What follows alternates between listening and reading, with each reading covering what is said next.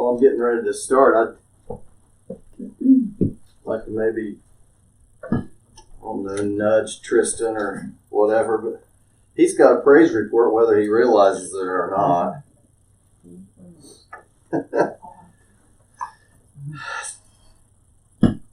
Yesterday, there was a yard sale across the street from their house. And I don't know, how did you come up with the idea to go across there? I didn't go across there. I did it on our lawn. You did it on your lawn. Yeah. It was just but the fact that they were being drawn to that yard sale. Yeah. Yeah. Anyway, you want to kind of tell them and then I'll jump in there. Right. Me and my cousin decided to start spray painting more. And he brought over a bunch of canvases and we thought, why don't we try to sell them? It was like 6 in the afternoon. So, evening. So we sat on a couple tables and we just throw it up. We send Colton and our friend Dakota inside the street. They're just waving signs. They say sale and point to us. And within like 20 minutes, we made $45 off paintings. And we only did it for 2 hours and we made $60 selling like 7 paintings. Oh. Yeah. So you guys were doing paintings? Yeah, we do like spray painting galaxies. Okay. Yeah, when he said spray painting, I thought you guys would think, oh, it's graffiti. Yeah. I wanted to let him tell his story. Isn't that encouraging, though? Yeah. God is into the arts. He's into creativity. And you know, maybe, I'm not saying thus saith the Lord, but one of my favorite times in ministry, especially in St. Mary's, was when Dee would do painting as an act of worship. Yes. And I think that's just a vital thing that God's doing right now is opening up our minds to what worship truly is. Mm-hmm. And I don't know, I think God's breathing on it. I really do. And I don't think that was just a random idea. I think it was a God-inspired idea. And I don't think it's any coincidence that Tristan is here because Dee's already doing this. She's been doing it. And you might think you're just drawing pictures with spray cans. But I think Dee can give you some insight on how to turning that into an act of worship. I invited Tristan to a prophetic arts group on Facebook. I think he joined. And, Yeah, see, it's hard. Definitely got talents there that Lord's going to use very profoundly. Well, you know, it was unheard of before until, how long, Dee? I mean, how long has people been actually? Probably about 10 years ago, Yeah. I started seeing it about 10 years ago. Yeah. Or it could have been longer for some, but the attention to spread out, go ahead and use the arts. It was pushed down for so long in religion. I'm not going to say that by God. Right. It was religion that pushed it down because they called it a form of pride. That wasn't until somebody stood up and started saying, no, this is worship. This is what they're And anything can be changed to pride. Yeah. It can be changed to notice me. We've all seen the gifted singers that's more about notice me than praising the Lord. So there's always the negative side to anything God's doing. So I don't know. I just wanted to encourage Tristan. That was kind of a neat idea. I want to read to you this morning before I even get started. The way I was going to do today's service has kind of flipped on me today. I wasn't going to tell you so much about the dream that I'd had. I was going to mention it, but I think I just need to reverse the order of the way I do it. So, and what's strange is, as I was writing this explanation, each time I send Cassie my information so she can have it ahead of time and work on it if she wants to put out the Facebook page and all those things, I always write the explanation of what the message is to be. The only drawback of that is when God changes it in between the time I write. So, but even as I was writing this, I was sensing God breathing on even my thought processes as I was writing this. So I'm going to mention this before we really get started. It says, as I write this explanation of tomorrow's Independence Day weekend sermon for 2020, it is important for you to know that I have just been informed that the state of California has banned all public praise and worship in its response to the spread of the coronavirus. Keep in mind that this is just 2 weeks removed from the beginning of allowing thousands of violent protesters to roam its streets, screaming and yelling and toppling statues, not to mention looting and burning its businesses to the ground. let us remember that we wrestle not with flesh and blood. Back in March, the Lord prepared me for this day with a dream about how He feels about what is going on. He is laughing. Of course, I'll explain this further in the message, but be encouraged that, this is all caps, none of this is catching Him off guard. He has a plan, and we are encouraged to see it His way, and also to actively, this is key, we are encouraged to see it His way and also to actively understand and respond along with Him. Yes. The USA is still the greatest nation on earth, and He is still helping us to turn this around. Satan has absolutely overplayed his hand. He has just, listen to this, he has just handed us the key to turn this nation back to the Lord Jesus Christ.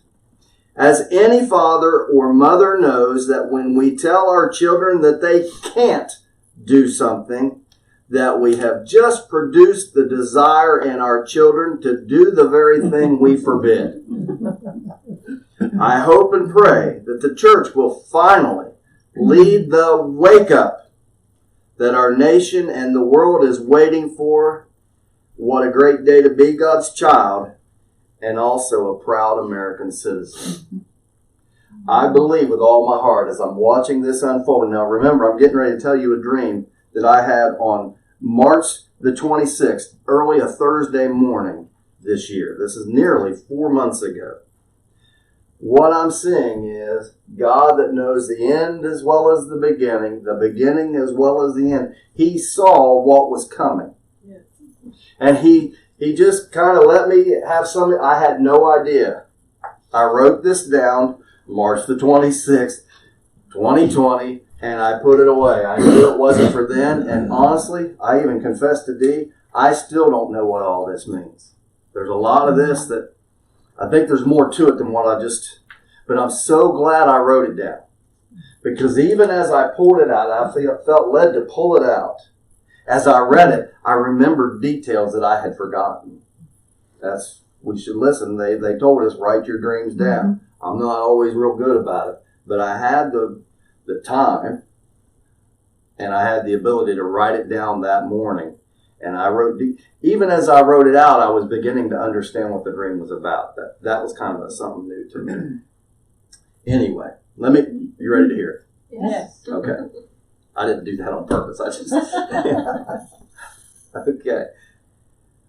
I dreamt that I was standing at a large dry erase marker board. Get these pictures. I felt safe. But I was in front of a group of people that I knew. Although the direct identities of those with me, I'm not sure of, but I just had the sense that I knew these people. And this is where there's more to this. Just hear me out. We were conducting a prophetic exercise where we would write on the dry erase marker board whatever came into our heart. Do I know about this prophetic exercise? I've never seen it done. This is just my dream.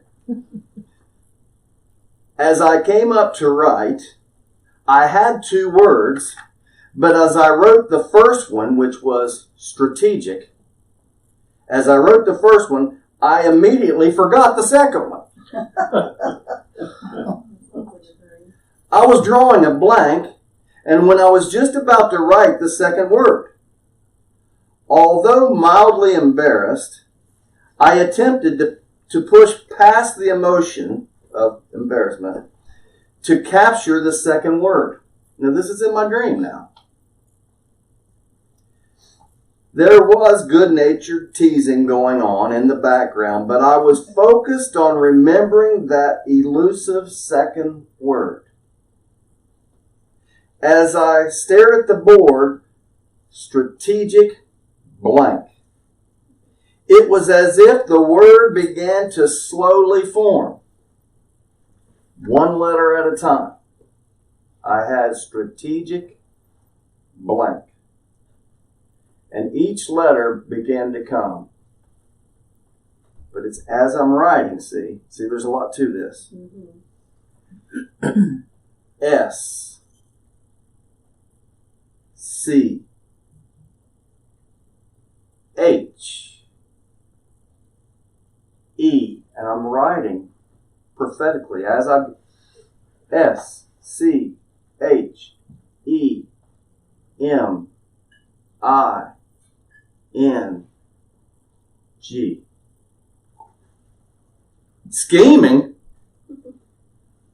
What in the world's that? Now I was slightly embarrassed, but we were all collectively intrigued at the same time. We were laughing, but we realized this is God, but what's it mean? It was as if we were all coming to the same conclusion at the exact same time. We were all beginning to see a side of God that we had never considered before. God has a plan. In His far superior and infinite wisdom, He has lured the enemy of our souls out of hiding. Masterfully, He used the demonic prideful arrogance and exposed how weak and impotent Satan and his minions truly are. While still in my dream, I pressed the Lord for a more detailed explanation. It is as follows. He reminded me of a prophetic teaching that I had recently read concerning the correlation between the roaring 20s and the expression roaring with laughter. He wants to use a Holy Ghost-infused holy laughter to change the climates of the world. From fear to safety, from divisiveness to koinonia, from partisan to bipartisan, etc. It would even affect Hollywood, the stock market, so on and so on. Because I witnessed the previous holy laughter of the 90s and saw some good and honestly some that was not altogether authentic, but who am I to judge? It just seemed to be somewhat forced and faked in some circles that I encountered. Well, of course, we don't want to go down some weird, less than authentic road. I am determined to walk with the Lord no matter the cost. So the only question that remains is, what now? Then he gave me a scripture, Psalms chapter 2. I don't think, as I process this over these months, that it's going to be necessarily like the holy laughter move of the 90s, if any of you recall that. It just, laughter would break out and honestly, sometimes it was God and sometimes it was just goofiness. I think more than focusing on the laughter itself, it's the attitude that God has, connecting to His attitude that I got this. Don't worry, I've set him up. Because see, what has happened is there's a spirit that has been operating in this country for hundreds of years. And as I read Psalm 2, I'll explain further because it kind of explains it better within the context. But there is a spirit that has influenced men and women for decades, centuries, that is trying desperately to stop what God wants to do in this country. And God's saying, if you'll take my attitude, you won't get sucked into that same attitude. Yes. Because, see, what we can do is if we don't rise above what's going on in the second heaven, the atmosphere, if we don't rise above media, if we don't rise above our fleshly, by gosh, they're not going to tear Abraham Lincoln down, we can get sucked right into the same thing. But doesn't that make you mad? They're wanting to tear up, But let's see things from God's perspective. The way to fight it is to have an attitude, God's got this. Amen. And get in line with it. So let me go to Psalms chapter 2. I'm going to read to you out of the New Living Translation. Isn't this so good? Psalms 2, verse 1. You have it? Yeah. Okay. Why are the nations so angry? Sounds like a headline from today's news, doesn't it? Mm-hmm. Why do they waste their time with their futile plans? The kings of the earth prepare for battle. Now, let me bring this to you. We're talking about the ruling forces. You understand that 98% of the wealth in the world is controlled by just a handful of families? And they think, and many of them, then there's pretty compelling evidence, that they are led by demonic forces willfully. Mm-hmm. And they're behind the scenes. They don't need to be elected. They're behind the scenes no matter who's in the White House, no matter who's ruling France, who's ruling England, who's ruling anywhere. They're behind the scenes, and they've got everybody entangled with them. And that's who this is talking about, the kings of the earth, the rulers of the earth. The rulers, or the kings of the earth, they prepare for battle. The rulers plot together against the Lord. See, their whole plan is to get rid of God. We got to get rid of God. He's the problem. He's the source of all of our problems. We just squelch this religious stuff. All of our problems will be solved.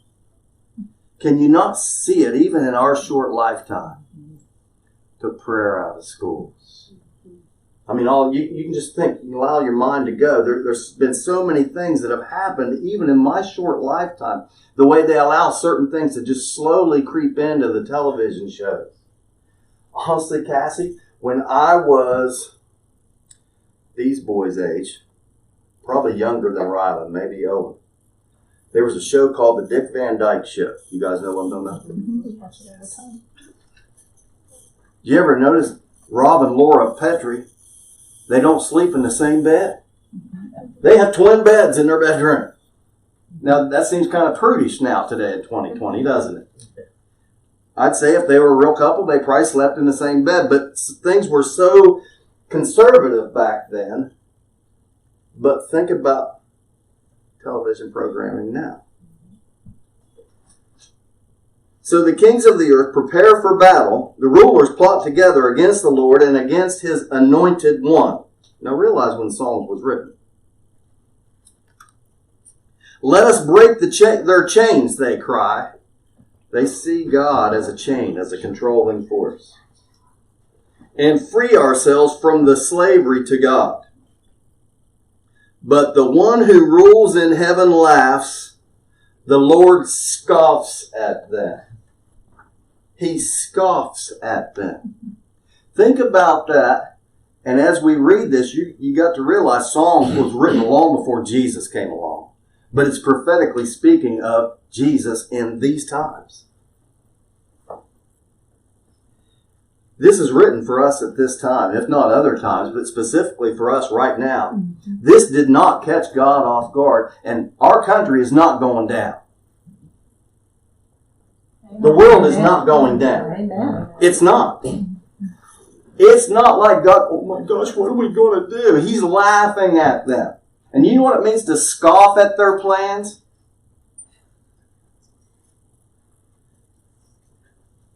Oh yeah? Right. I've given you all this. That's what you come up with. He's laughing about what they're doing. Because he's going to turn it around just like that. Praise the Lord.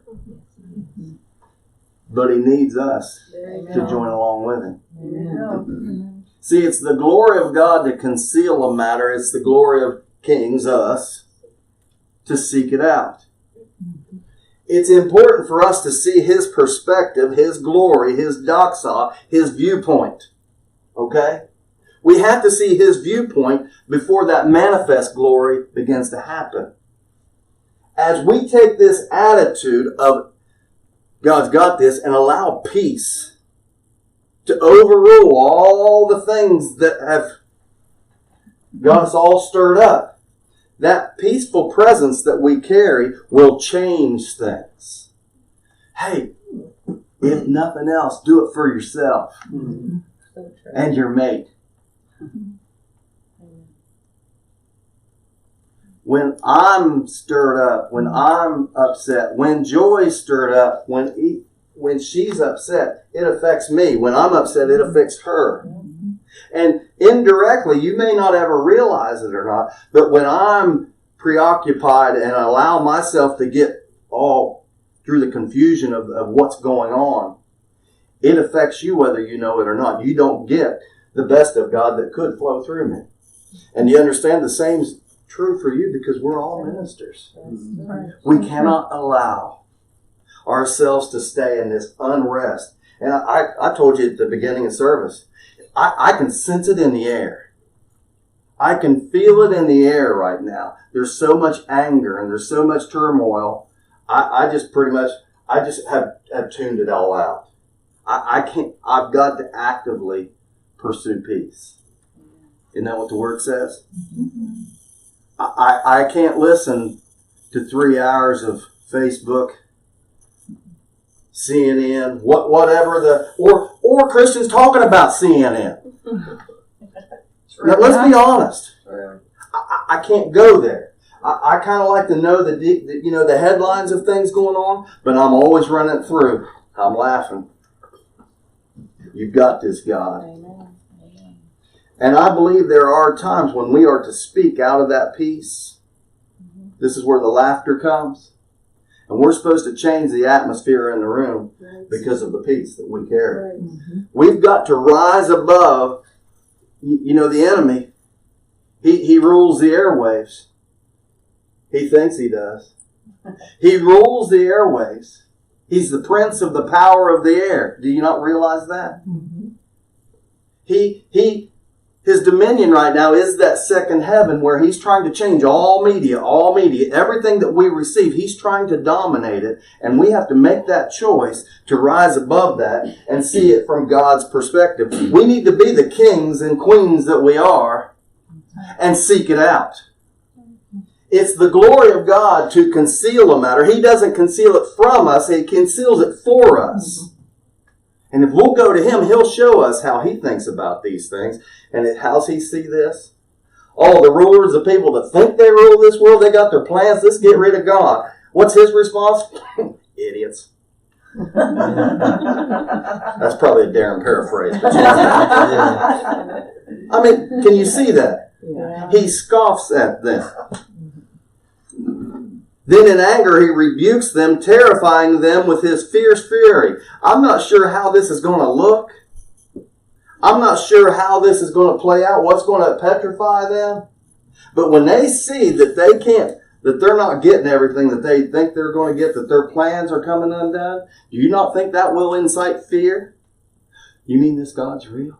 The one we've been trying to tell them that's not real? The one we've been trying to convince them that our way is the only... Some of the things they're doing just don't make sense. But when you step back and realize their whole plan is to keep us mad at one another.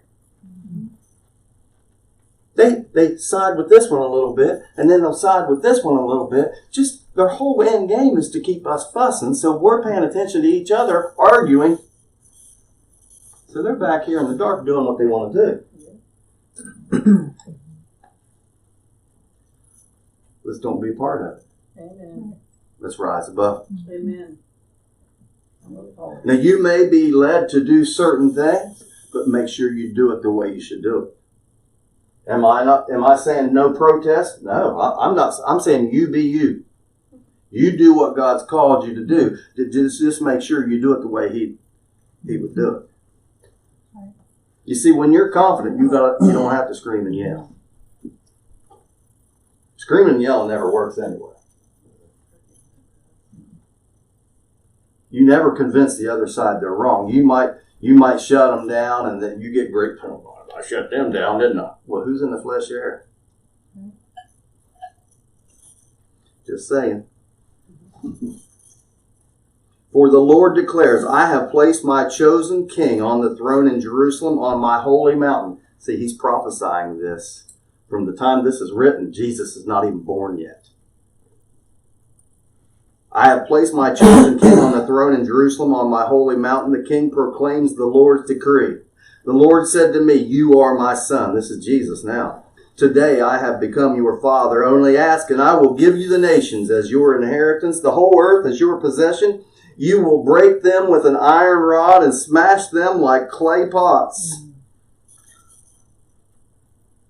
I go into detail here how this means, but we'll talk about it later.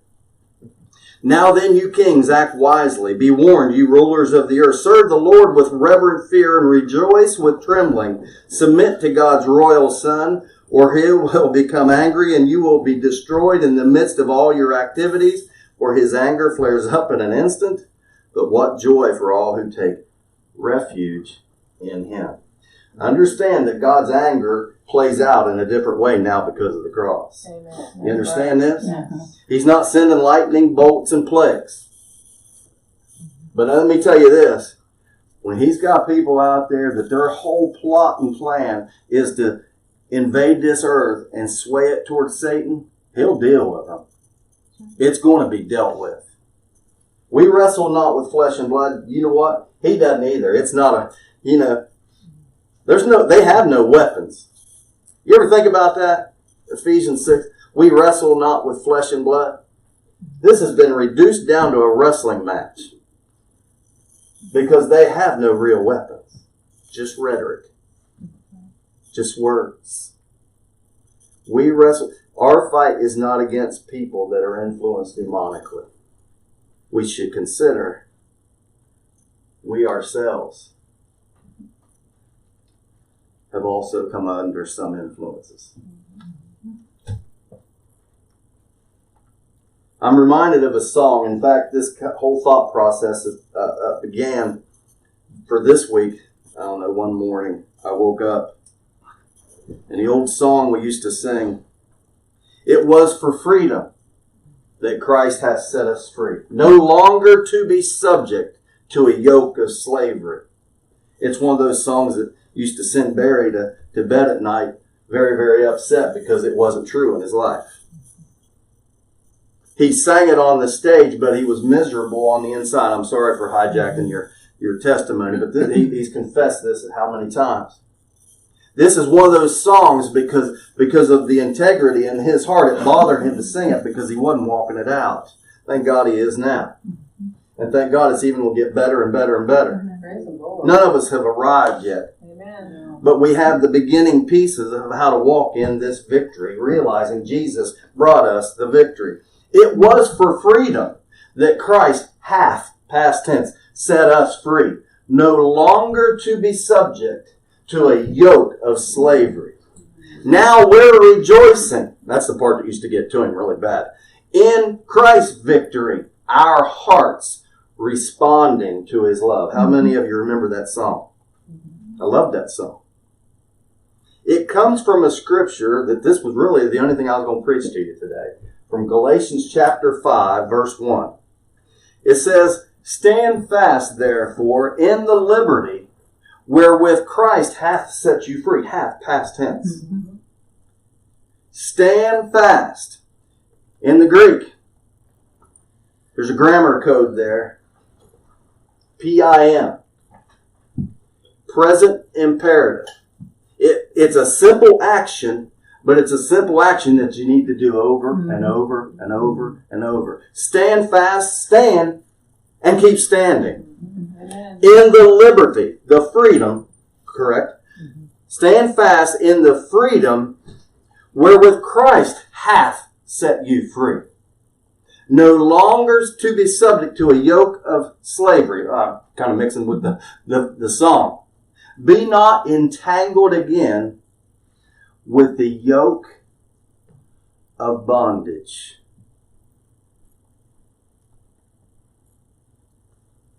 Understand that he's saying, in Jesus, we have the ability to stand in the liberty that he's given us. He's speaking of a liberty that only Jesus brought, and he says, keep standing, keep focused on that. This is still talking about what you're looking at, what you're allowing yourself to get tied up into. He said, stand fast and keep standing fast in the liberty where Christ has set you free.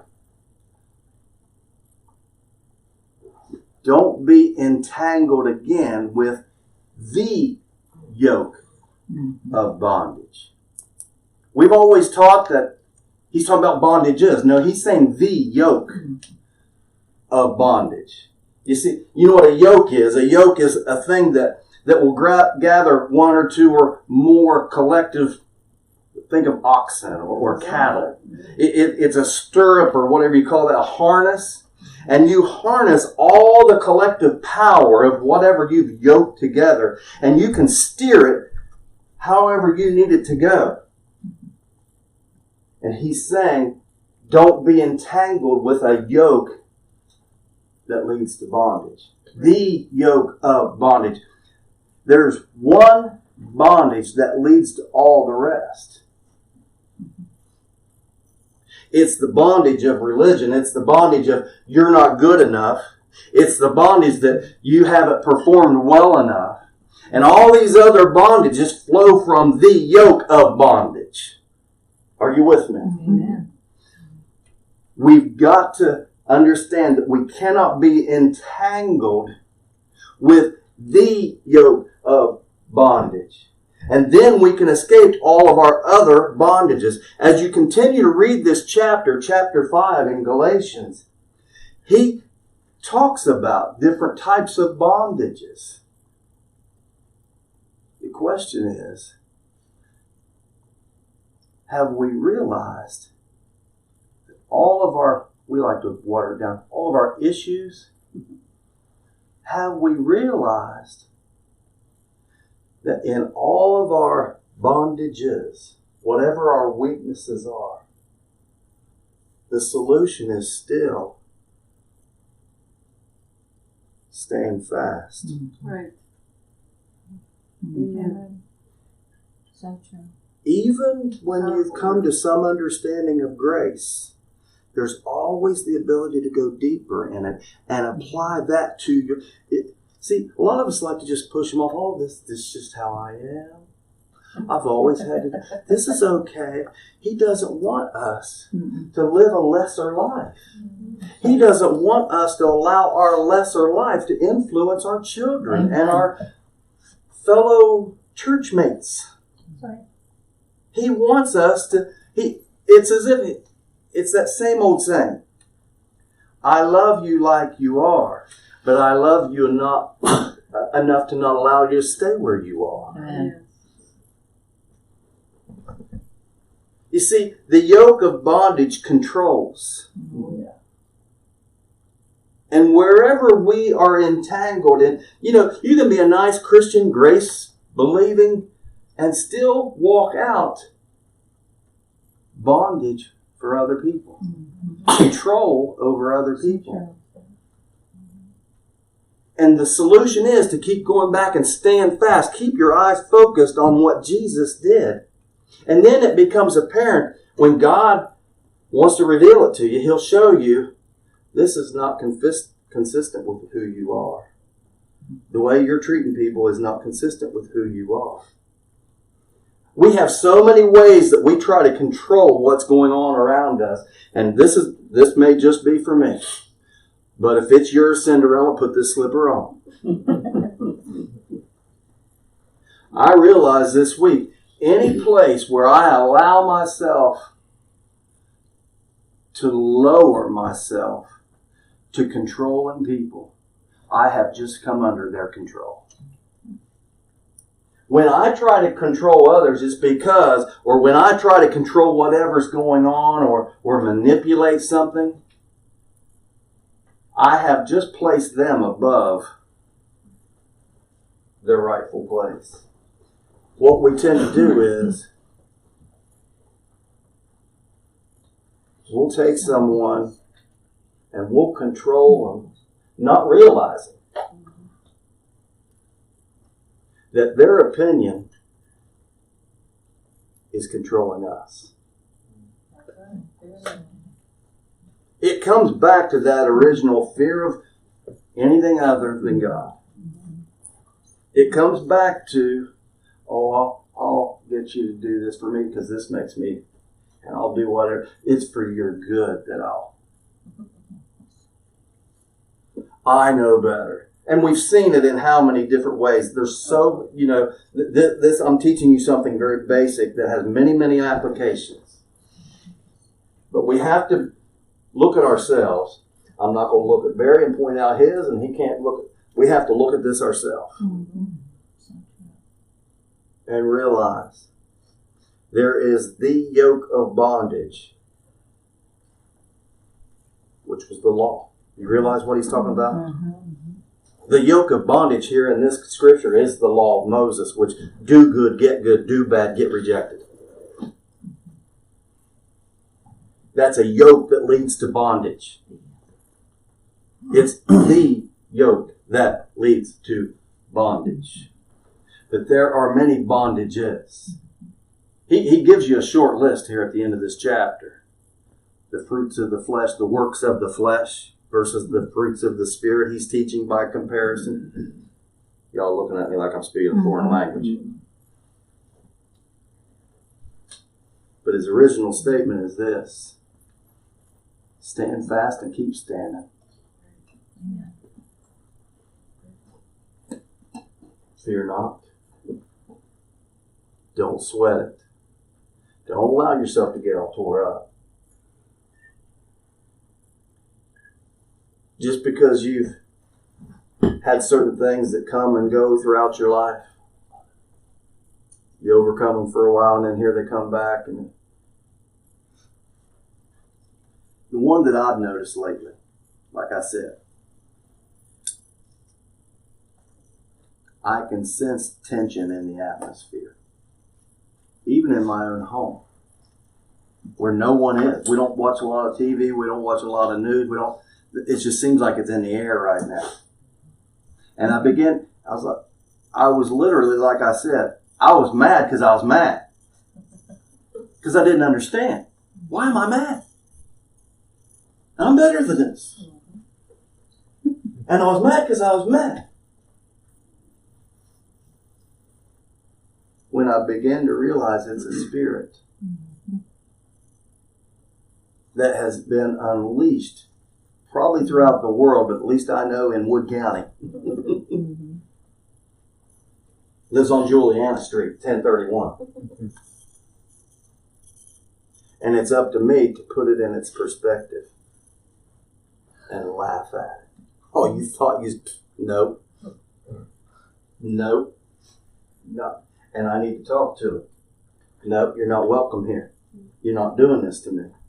And I need to change the atmosphere. I need to change what's going on in my home. I need to change what's going on in this home between my two ears.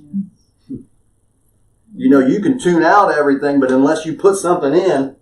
That's right. I'm just talking common sense. I'm not giving you rules and regulations. I'm just talking common sense. Darren, you don't want to be mad? Turn on some worship leader or some worship music, you moron. I talk to myself that way. Is that all right? Well, it seemed. Why didn't you see this before? What you got? You got Frank Santana? That's what your brother-in-law's got.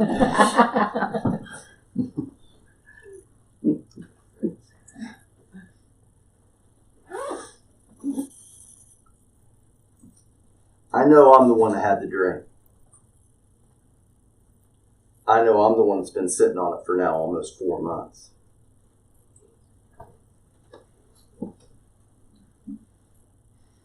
I know I don't have complete understanding of what all it's telling me.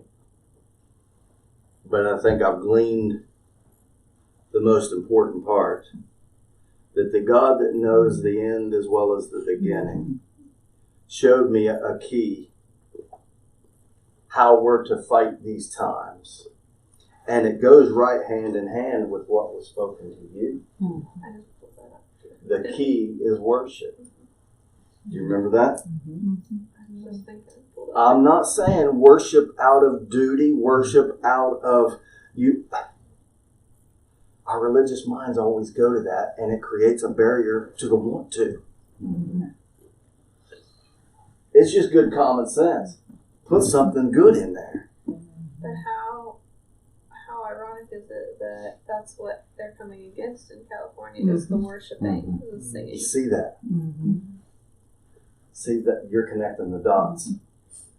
It's not just the governors or whoever the leaders are in California. It's that spirit of influence on them. And they're playing right into God's hand because you tell me I can't worship, I'm going to worship at the top of my lungs. And even though they're closing in churches, they forget that we're the church when we're at home. That we're the church when we're out at the marketplace. We're the church when we can go ahead and worship with our voices, with our word, or with our songs. See, that's the truth that we have to not only apply to the church. It was a great revelation to lots of us, and there's a lot of church leaders that still need to learn this. The church is not them, and it's not the building, it's the people. Sure. But honey, let me explain this to you too, because a lot of us hadn't figured this out yet. The government is not America. We are America. We That's right. are the United Yes, States of right. America. We've got to apply this same logic. And when they want to protest the government, don't offend the people. We've got to prefer one another. Right. I understand even the kneeling during the national anthem at the football games. I understand, but I hate the timing. Mm-hmm. I understand being upset of the oppression and all the things that have happened throughout I understand that. But when you decide to do it, you're offending the guy that stood in front of the bullet so you could still say whatever you want to say. Right. It's the timing. And while you're wanting us to be sensitive to your plight, what about the guy that's got one leg and one arm and can't sleep at night?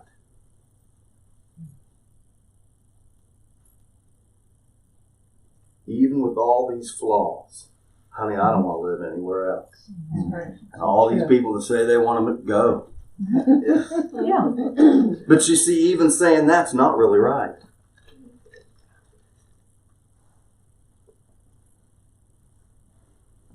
It's not really right to be dismissive and reject. They just don't understand.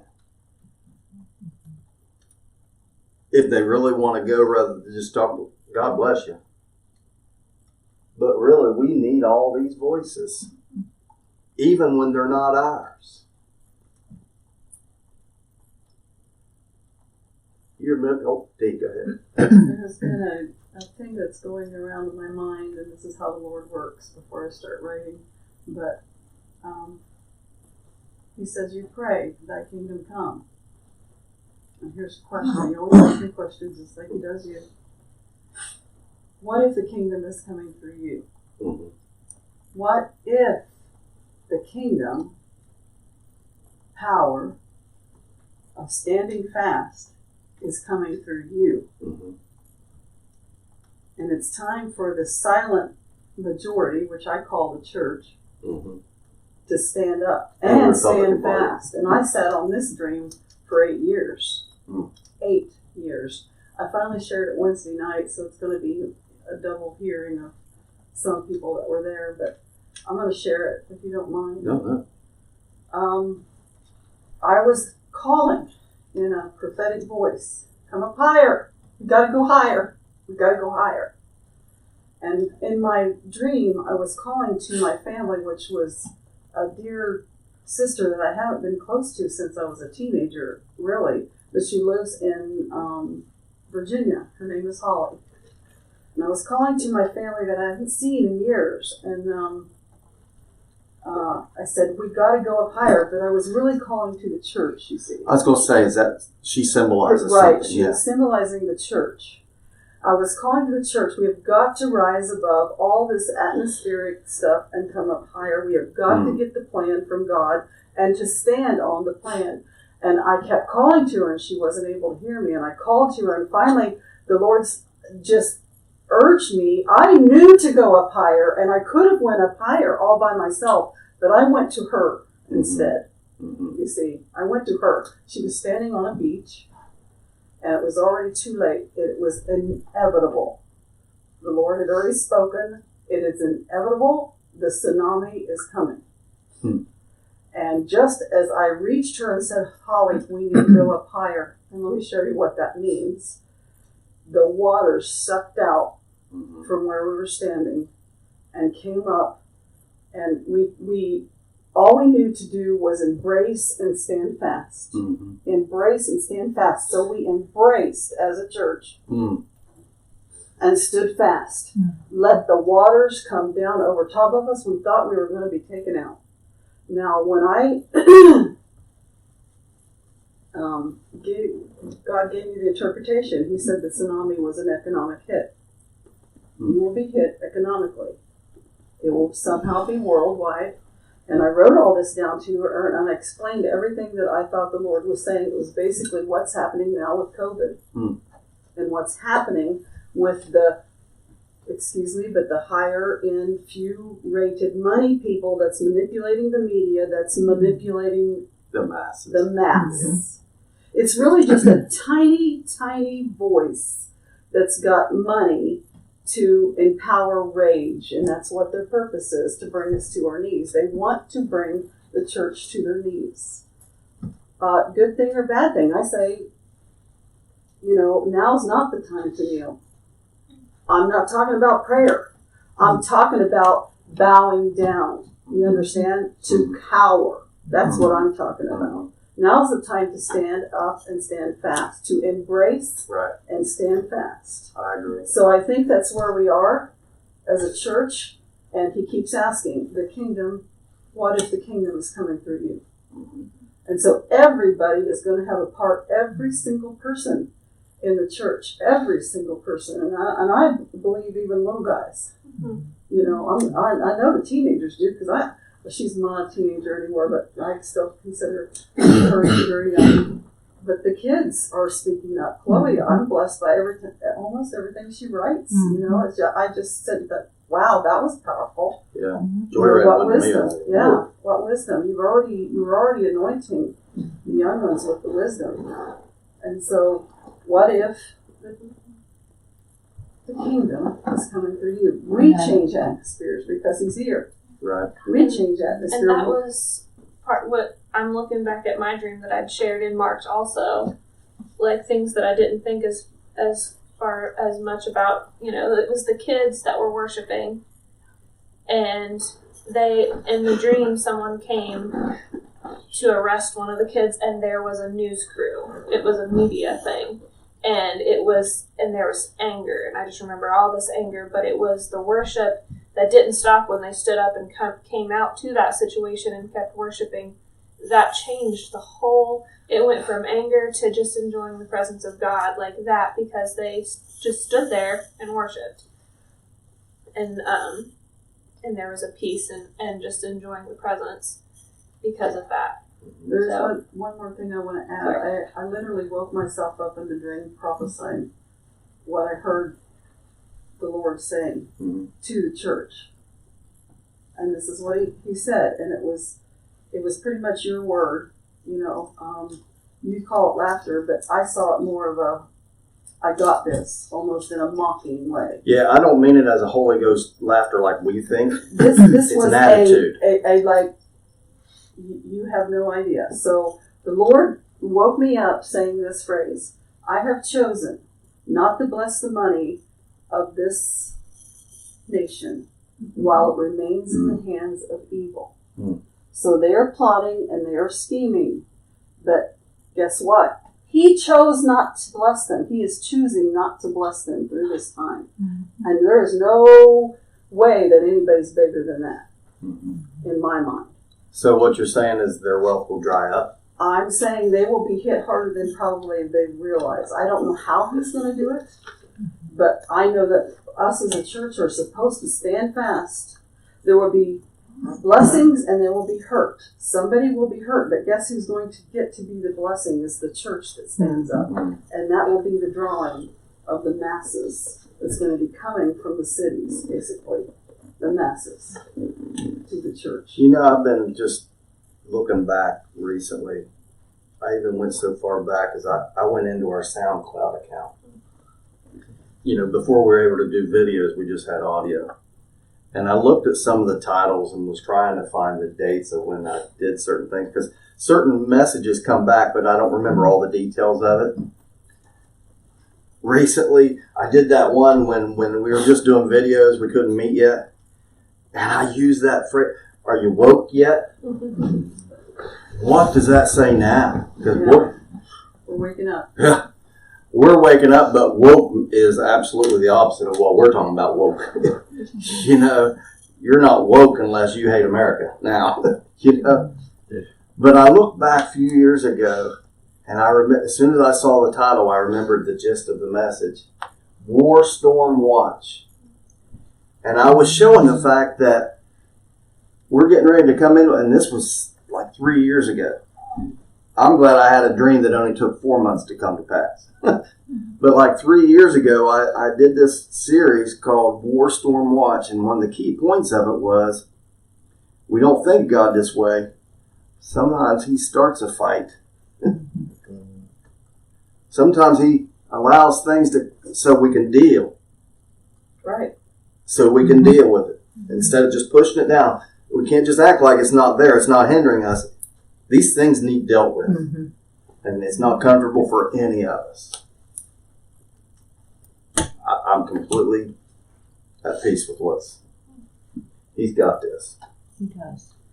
I shared on Wednesday that I finished chapter 4 of my book, and I don't think it's just a coincidence that I just now got time. I mean, literally, God's taking me, because it's my family section, and God's taking me through every step. And to the outsider, a lot of those things would just look chaotic or bad in certain spots and everything. And God took me through it and showed me His hand through every part of it. And I don't think that's a coincidence for Him really, really revealing that now. Because I told him on Wednesday, I was like, almost when I see this stuff happening, it almost gets me excited. Not frustrated, but it gets me excited because that but God, moment. That's where we're at. Yeah. And I'm excited to see how that's going to go. I see right now stark clarity and wrong. But you know what that does? It shows stark clarity and right. There's Get rid of the gray. Yeah. I mean, it gives such clarity in that. And I think about that prophetic word video that we had watched. I don't know anyone's names. But it was from back like a while ago, and he was talking about Trump being in the presidency, and that they would yell impeach, and the different things that come to pass. But one of the things that has been brought up is one of the other things in that prophetic word was the media will say what I want them to say. And I think about everything that's coming out and the things that, and it's bringing people up to talk about these things where you say, to discuss that. So, I'm excited. It's coming to the forefront. It's not real comfortable for me because I really don't like strife and anxiety. But I also don't like the undercurrent that we just kind of escape and ignore the elephant in the room. I've done that in church, and I've talked to different people about it. When there's strife in the church, I have learned, hit it head on. In a kind and gentle, let's talk about this way, but don't just act like it's not there. You've got to deal with issues. If you've got strife in a relationship, you've got to deal with it. Not just church. I'm talking about, don't just act like it's not there. You've got to deal with it. Because in letting it just, everybody's walking around this giant elephant and nobody wants, it's hindering everybody. So. I want to get you a copy of this because I think there's more to it than what I have allowed myself to process. The fact that we were doing a prophetic exercise. I knew in my dream that we were doing a prophetic exercise, but have I ever seen anybody do that ever in my life? No. But I think there needs to be gatherings together where we practice prophetic things together. Woo! Woot! I do. I'm excited. I think and it's not necessarily an organized meeting. I think we need to practice hearing from God in a safe environment. Amen. And when Mason gets goofy, it's got to be safe that we tell him. You know what I'm saying? I'm just using Mason as a. But what I'm saying is, we've got to allow to mess up Yeah. and be comfortable enough to, because there's usually an element of authenticity within whatever and it's just a tempering and allowing the word to speak. But that's how we learn how to flow in it. That's how we learn how to. So, I don't know. I'm not saying it's an organized, thing. I think it is. I'm not saying it's not. I just. Someone will have a strategy for it. I'm excited. That's excellent. That's how God teaches you how to go ahead and step out anyway. Individually, that's how He doesn't give you the whole thing, ever. It'd be great if He did. And if He just gives you one word, you're just hanging by faith. And like you said, when you said that, I thought, oh, I remember being there. What are you talking about? You said He gave you one word, strategic. And I remember knowing that I was going to have to give a word, and I just had one word and think, my God, I'm going to say the. I mean, not that was the word, one word, the. But you knew that you had something, then you had to rest, and knowing the rest was going to Did He come. give you the rest when you needed it? It seemed like in this dream, though, that I stood up and I thought I had the whole thing. You do. But when I stood up, I only had one word. It was really two. And whether the second word changed from what I originally thought, I don't know that. I just know when I stood up. But see, just like we're talking about these prophetic meetings that we have, I felt safe enough that I wasn't so embarrassed that I couldn't even think. You know how when you get in front of people and you mess up and then you're just gone, you can't pull it together?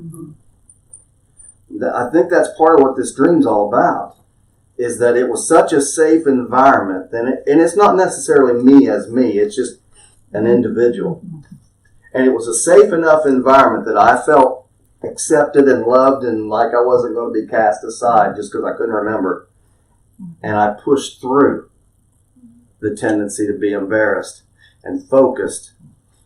When I got embarrassed is when I actually got the second word, because it didn't make sense at first. But in the dream, it was just like the light went on for everybody, and we realized He's saying that's what He's doing. He's got a scheme, and He's being very strategic how He implements it. He's got a plan. It made me think of another dream I had. It looked like it was in December. Oh, it was in November. About the big, empty, white, painted, unfinished building. And it was similar. There, we all were there in this unfinished room. It looked like the walls had just been primed, not even painted. And there were papers on the wall. And there were two that were blank. And it was just like the printer had run out of ink and there were not. And we were just all like standing around tables, like brainstorming, all groups of us, like you were talking. Kind of that reminded me of what you were just saying. And there were two of them that were blank, but they were circled. Like these are two important words, but they were blank. But we needed to figure them out. But we were kind of like working together to figure them out. And one lady I didn't recognize turned to me while everyone else was working on things and said, "The word I keep getting is ready." And I just kind of agreed with her, but I remember looking around thinking, are we? Yeah. This is really not finished, but we're ready for something, But that just reminded me of that when you were talking about two words that I couldn't. Isn't that how prophetic comes? It comes in part. Yeah. It comes in part for this very reason. So she has a part, and you have a part, and Annette has a part, and all of us have a part. We all have a part, and it pieces together, and then we have the plan. And both of our dreams, it was collaborative. Like we were working together with the people, and we were gonna. And what looked like we weren't ready, He was saying, "You're ready." Everybody puts it together. Yeah, you are we? In His eyes, yeah. Which bids to speak to the whole narrative that's you're not going to do this the same way you always did, and to truly walk through the eye of this needle. You know, the cool thing is, I don't think you realize it, but you probably do though. When there's a time that you know that God wants to allow a word to come forth, you encourage the people, and there's been some that have spoke things that they would have not normally done, but just that moment, you gave them the freedom to go ahead, and you've said to them different times, just try it, just work. You know, you're safe here. You're safe. And that's a bonus. That's God teaching and allowing people to go ahead and try. Remember, what's her name? What popped in my mind? Does nails. Oh yeah, Crystal. That was big for her. And different ones. Remember the time, what she's talking about, when Crystal mentioned gay. Mm-hmm. And God just gave her a compassion, because, you know, when he was a baby, he had that rash, and everything they tried that the doctors told him to do wasn't working, and it was getting worse. And it was as if that broke and gave Cassie the confidence to step out and say, God, what should we do? Mm-hmm. Not that doctors aren't right sometimes, but this time they weren't. And it enabled Cassie to seek outside the normal box. But the fact that she had the it's okay here. It's okay here. And if you mess up, you just go ahead and try.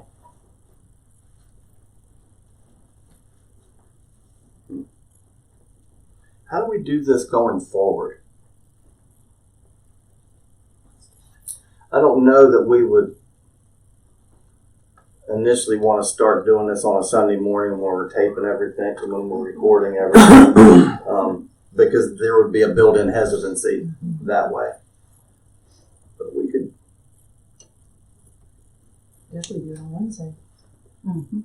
We just have to agree to cut out a lot of the chit-chat and get right to the meat of it. I mean, let's just, we miss each other, and we come and we spend the whole, and it is a fellowship time. I see it being in a different environment, because when we walk in that door, or we walk in your door, we have certain expectations, and we all perform our roles. It needs to be a special time set aside. I see it as a different time, not a Wednesday, not a Sunday.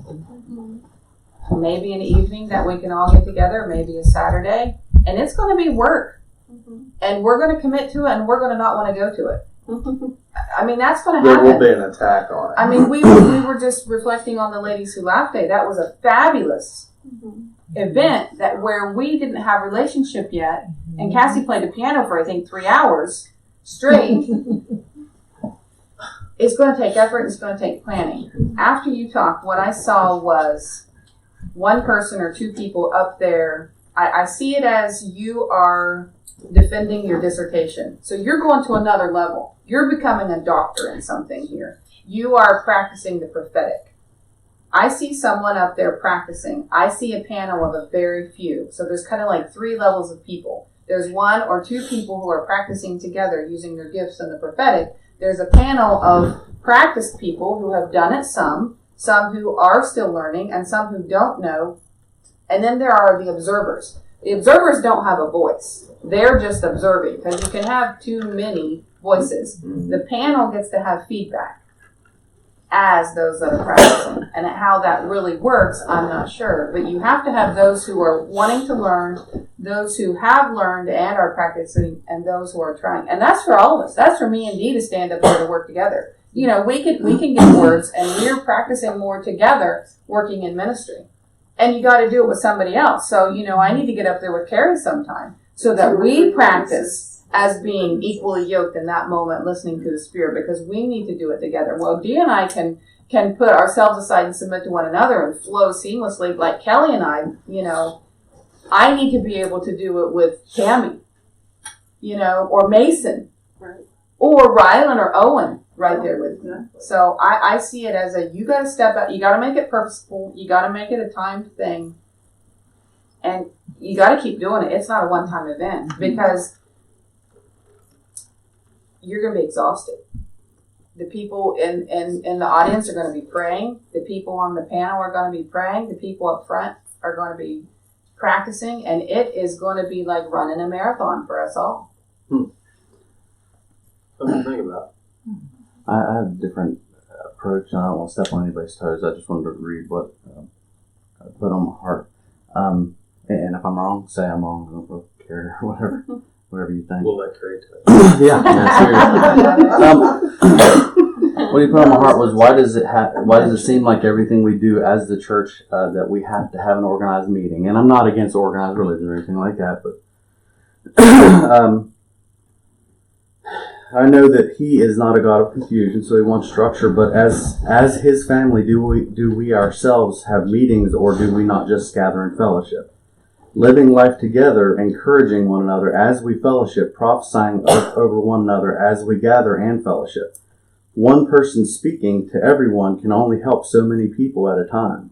If we allow God to speak to and through all of us in several rooms as we gather in fellowship, living life together.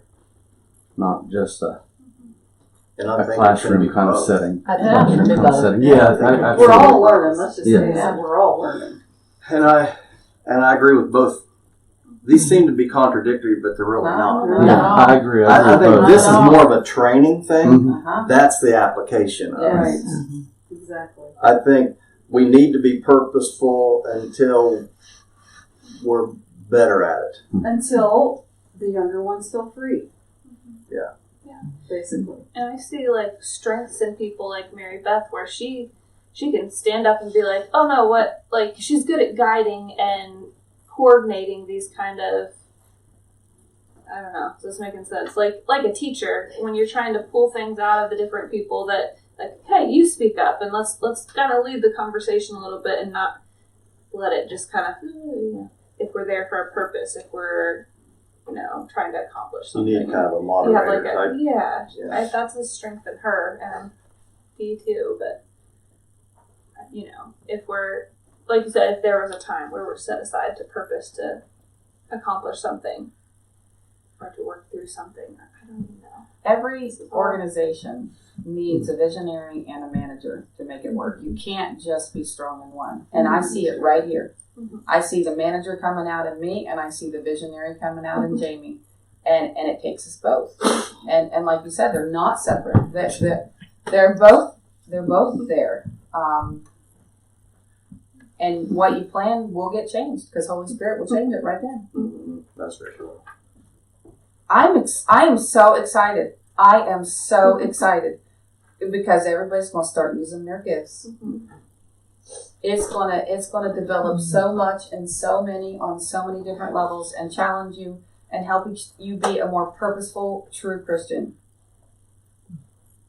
Be the church, be the kingdom. This is wonderful. I mean, high fives all around. Here's the thing. We've got to realize that these groups will probably need to be smaller. And the reason I bring this up is there has been a resurgence of the COVID thing locally in pockets throughout the nations. And tomorrow, our governor in West Virginia is prepared to make an announcement concerning whether at any time you're out of your home in another building, you have to have a mask. What could follow that is he may say that we can't meet again. We may have to go to pre-recorded. You watch it on Sunday morning when Cassie releases it. But that's not saying you can't do whatever you want in your own home. And I still think we need to be wise. We need to be smart on how I know there's a lot of misinformation out there, but there are still people getting sick in certain. So I don't want to be a place where somebody's going to come get sick. So I think we need to be wise, as many of us go here and go there, come here and come there. So if I'm prepared to. I don't see our governor like some governors in Western states. I'm not all, of course he's not everything that we could ever want, but he has managed this crisis in a lot of ways good, some ways bad. But I kind of have to give him the benefit of the doubt. He's a politician, you know. When's this decision? Hmm? When's this decision? He's supposed to announce tomorrow. He alluded to it late last week that he may implement stronger. Because even in our own town, some people have gone out of state. A bunch of kids brought back and infected a lot of people. And it has happened. And so I want us to be prepared that we may have to go back to pre-recorded messages. Can't meet on Sunday. I'm hoping not. But I do want us to start to think about maybe we need to do it very small. We put our heads together, work together.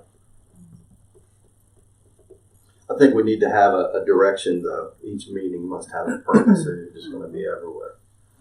We're seeking guidance with the Lord on this or that, or, you know, or God give us a topic and then we focus.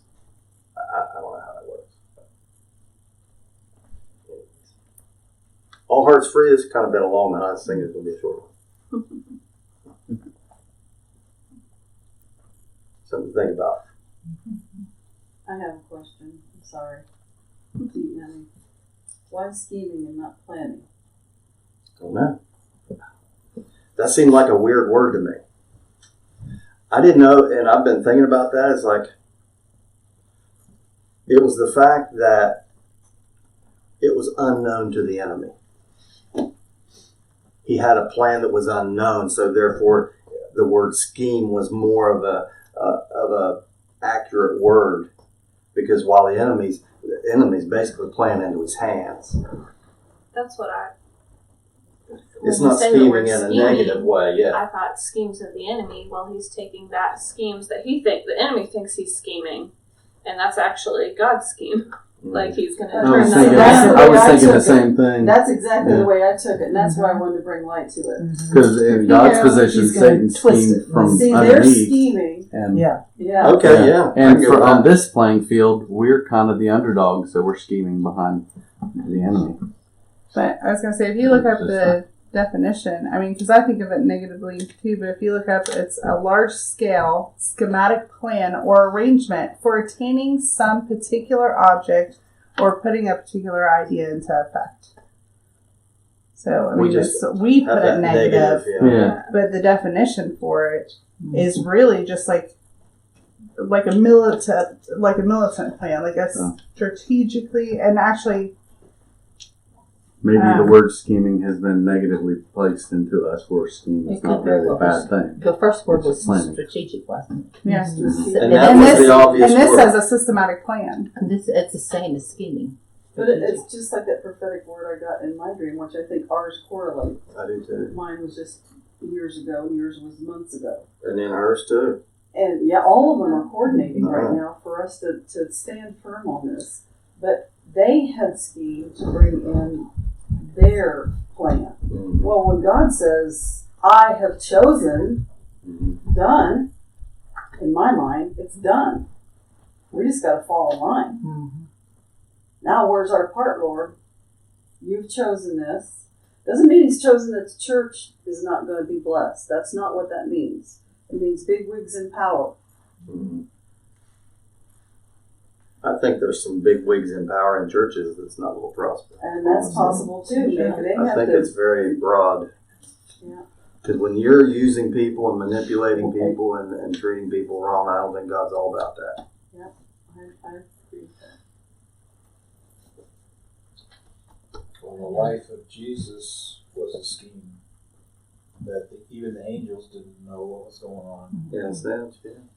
That's true. There was another one where the enemy thought he was scheming. That's exactly right. That's an awesome example. Mm-hmm. And the God that lives outside of Let's time. kill him. It's an amazing thing how the enemy has really.